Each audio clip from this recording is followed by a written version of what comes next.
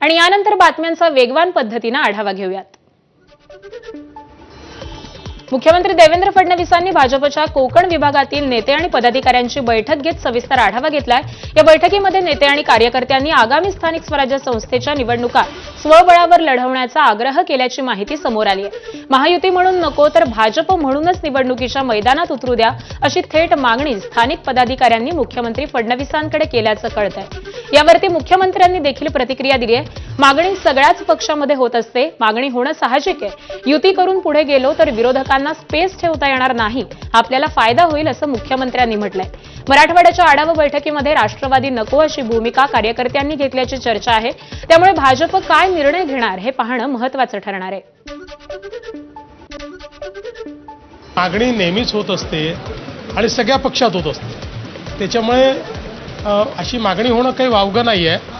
पण आम्ही त्यांना हे सांगितलेलं आहे की आपल्याला भविष्याचा विचार करून या ठिकाणी काम करायचं आहे। त्यामुळे जिथे युती शक्य आहे तिथे युती करून आपण पुढे गेलो तर आपल्याला त्याचा फायदा हा होईल की आपले जे विरोधक आहेत त्यांच्याकरता आपल्याला काही स्पेस ठेवणार नाही आणि आपल्या महायुतीला त्याचा फायदा होईल। ठाणे महापालिकेत भाजप आणि शिवसेना शिंदे गटातील वाद सर्वश्रुत आहे। उपमुख्यमंत्री एकनाथ शिंदे आणि वनमंत्री गणेश नाईकांमध्ये वाद वाढत असल्यामुळे शिवसेना आणि भाजपतील वाद हा टोकाला गेल्याचं चित्र आहे। अशातच या मुद्द्यांवरती मुख्यमंत्री फडणवीसांनी भाष्य केलंय। स्थानिक स्वराज्य संस्थांच्या निवडणुकीमध्ये युतीचे अधिकार जिल्हा पातळीवर दिल्याची माहिती फडणवीसांनी दिली। शक्य असेल तिथे युतीचा प्रयत्न करा अशा सूचना पदाधिकाऱ्यांना दिल्याचं देखील फडणवीसांनी सांगितलंय।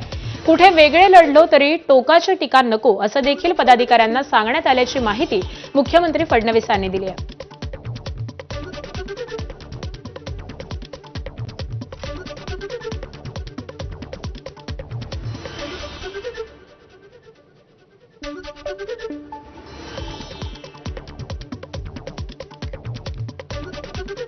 तर ठाणे महापालिकेमध्ये भाजप आणि शिवसेनेचा हा जो वाद आहे तो सर्वश्रुतच झालेला आहे। उपमुख्यमंत्री एकनाथ शिंदे आणि वनमंत्री गणेश नाईक यांच्यामधला हा वाद वाढतो आहे। सकारात्मक अशा प्रकारची परिस्थिती पाहायला मिळते आहे, उत्साह आहे।